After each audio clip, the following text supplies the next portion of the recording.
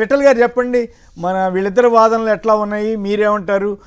ఏం చేయలేరన్న ధీమా మన కౌశిక్లో కనపడతా ఉంటే ఇక మేము కక్షతోటి కాదు అన్నట్లుగా ఆయన చరణ్ గారు మాట్లాడుతున్నారు, కాంగ్రెస్ వారు. మీరేమంటారు? మీరు కూడా ఏం చెప్పలేని పరిస్థితి, ఏది ఈటెల రాజేంద్ర గారి విషయంలో మీరు ఏం చెప్పలేని పరిస్థితి. సో ఒక రకంగా ముగ్గురు డిఫెన్స్లో ఉండి ముగ్గురు అఫెన్స్ ఆడాలని ప్రయత్నిస్తున్నారు, కానీ ముగ్గురు డిఫెన్స్లో ఉన్నట్టు అనుకోవాలా? సార్, ఈటెల రాజేందర్ గారి విషయంలో డెఫినెట్ గా వాళ్ళు స్పందిస్తారు. వారిపైన ఉన్నటువంటి అభియోగాల పైన ఈ రోజు రేపు మాపు తప్పకుండా వారు స్పందిస్తారు. మాకు పార్టీ భారతీయ జనతా పార్టీ, మేము రాష్ట్రంలో అధికారం లేదు, మాకు సంబంధం లేదు యాజ్ అ పార్టీగా.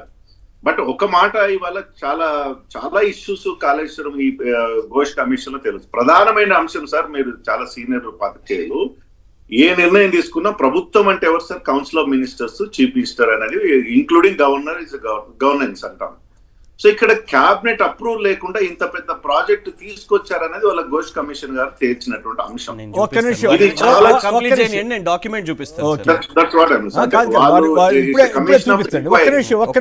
మీరు ఉందంటున్నారు, క్యాబినెట్ డాక్యుమెంట్ ఉందని మీరు అంటున్నారు, మరి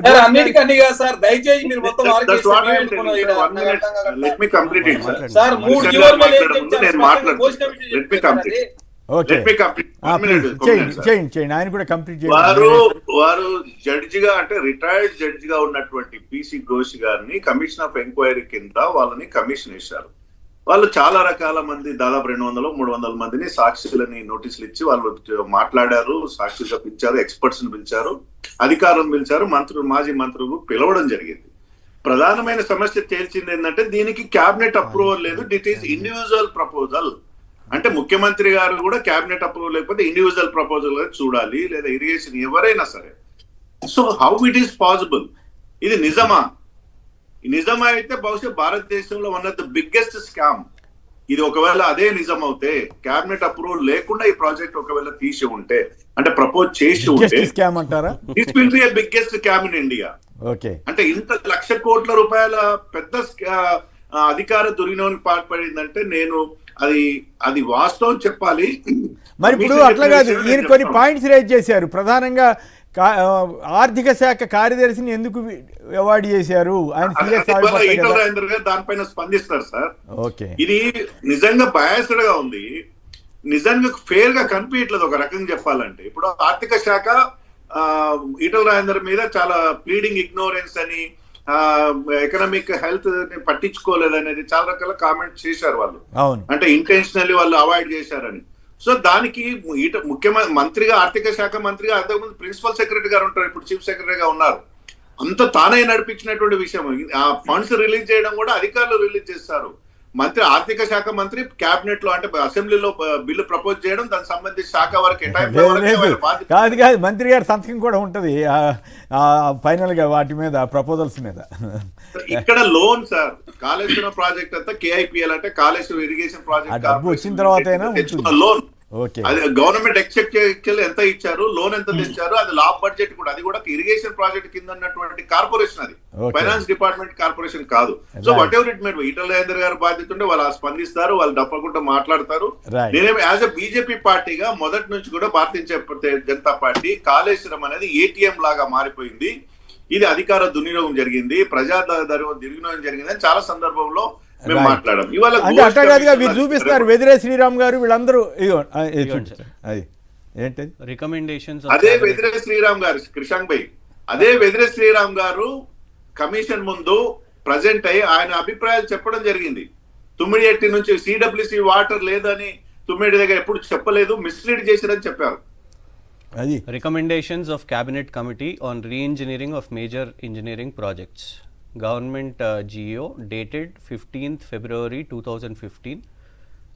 chairman T Harish Rao, member Shri Etela Rajender, member Tummala Nageswararao. వీళ్ళు అడిగేది క్యాబినెట్ తీర్మానం లేదు అని అంటున్నారు. ఇదిగోండి సార్, అది క్యాబినెట్ తుమ్మల నాగేశ్వరరావు సార్. దీనికోసమే క్యాబినెట్ నిర్ణయం తీసుకొని సబ్ కమిటీని పెడతారు కదా సార్, జనరల్ గా దీనికోసం తుమ్మల నాగేశ్వరరావు గారు మెంబర్ గా ఉంటూ, అందులో సార్ ప్రధానంగా construction of barrage across river Pranahita at Tummidihatti, ఎందుకంటే దాని తర్వాత మనకు మహారాష్ట్ర ఒప్పుకోలేదు. Point number 2, construction of barrage across the river Godavari at the confluence of the Pranahita near Kaleshwaram, at Medigadda, right, near. Point number 2, point number 3 Krishna గారు ఒక మేడిగడ్డ మాట. అండ్ శ్రీపాల్ అంటే క్యాబినెట్ అసలు ఆమోదం లేదు అనేది ఇమ్మెచ్యూర్ అండ్ బేసిక్.